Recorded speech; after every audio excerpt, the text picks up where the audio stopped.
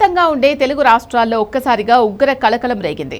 తెల్లవారుజామున 5 గంటలకే national investigation agency అధికారులు విజయవాడ నడిబొడ్డున ఉన్న వించిపేటలో మెరుపు దాడులు నిర్వహించడం సంచలనంగా మారింది.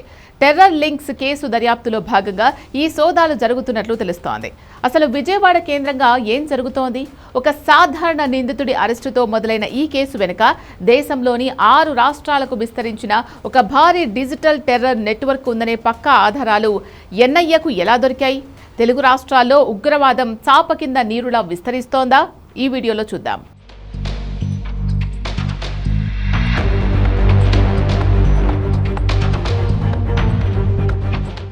విజయవాడ వించిపేటలో ఈ రోజు ఉదయం 5 గంటల నుంచే ఎన్ఐఏ బృందాలు రంగంలోకి దిగాయి.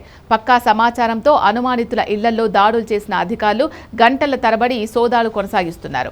ఈ తనిఖీల్లో కొన్ని కీలకమైన పత్రాలు, డైరీలు మరియు ప్రధానంగా మొబైల్స్, హార్డ్ డిస్కులు వంటి డిజిటల్ ఆధారాలు అధికారులు స్వాధీనం చేసుకుని క్షుణ్ణంగా పరిశీలిస్తున్నారు. టెర్రరిస్టు ఆర్గనైజేషన్లతో ఈ ప్రాంతానికి చెందిన కొందరు వ్యక్తులు రహస్యంగా కమ్యూనికేట్ అవుతున్నారు అనే బలమైన ఆధారాలతోనే ఈ రైడ్స్ జరుగుతున్నట్లు సమాచారం. అసలు ఈ కేసు మూలాలు ఎక్కడున్నాయో తెలుసా?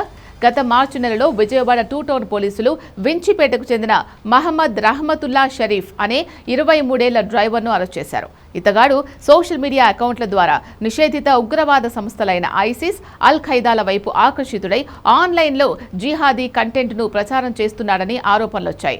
అతనితో పాటు భవానీపురానికి చెందిన డానిష్, మహంతిపురానికి చెందిన సోహైల్ బేగ్ అనే యువకులు కూడా ఈ ఆన్లైన్ రాడికలైజేషన్ నెట్వర్క్లో యాక్టివ్గా ఉన్నట్లు పోలీసులు గుర్తించారు. ఆ తర్వాత ఈ కేసు తీవ్రత దృష్ట్యా కేంద్ర హోంశాఖ ఆదేశాల మేరకు మే నెలలో ఈ కేసును ఎన్ఐఏ తన చేతుల్లోకి తీసుకుంది.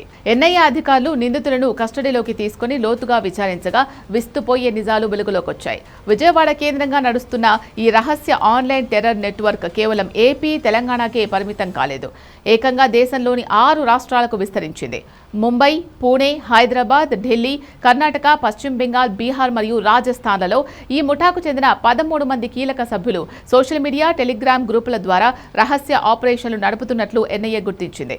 ఇప్పటికే ఈ కేసులో 12 మంది నిందితులను అరెస్టు చేయగా మిగిలిన వారి కోసం వేట కొనసాగుతోంది. ఈ ఇన్వెస్టిగేషన్లో తేలిన మరో షాకింగ్ అంశం ఏంటి అంటే ఈ ముఠా యువతను టార్గెట్ చేస్తూ తీవ్రవాదం వైపు బ్రెయిన్ వాష్ చేయడమే కాకుండా మహిళలను కూడా చేర్చుకునేందుకు ప్రత్యేకంగా ఖవాతీన్ అనే వింగ్ను ఏర్పాటు చేయడానికి ప్లాన్ చేసినట్లు నిఘా వర్గాలు అనుమానిస్తున్నాయి. విదేశాల్లో ఉండే కొందరు హ్యాండర్లతో ఈ ముఠా టచ్లో ఉంటూ దేశంలో ఎక్కడైనా విధ్వంసాలకు లేదా దాడులకు ఏమైనా కుట్ర పన్నారా అనే కోణంలో ఎన్ఐఏ ప్రత్యేక ప్రశ్నావళితో నిందితులను విచారిస్తోంది. ప్రశాంతంగా ఉండే విజయవాడ, హైదరాబాద్ వంటి నగరాలను ఈ ముఠాలు తమ రహస్య సేఫ్ జోన్లుగా వాడుకుంటున్నాయా అనే కోణంలో ఇంటెలిజెన్స్ బృందాలు అలర్ట్ అయ్యాయి. సోషల్ మీడియాలో వచ్చే తెలియని లింకులు, గ్రూపుల పట్ల యువత ఎంత అప్రమత్తంగా ఉండాలో ఈ కేసు నిరూపిస్తోంది. ఏదేమైనా ఎన్ఐఏ అధికారులు సకాలంలో స్పందించి ఆ నెట్వర్క్ను ఛేదించడం దేశ భద్రతకు ఎంతో కీలకంగా మారింది.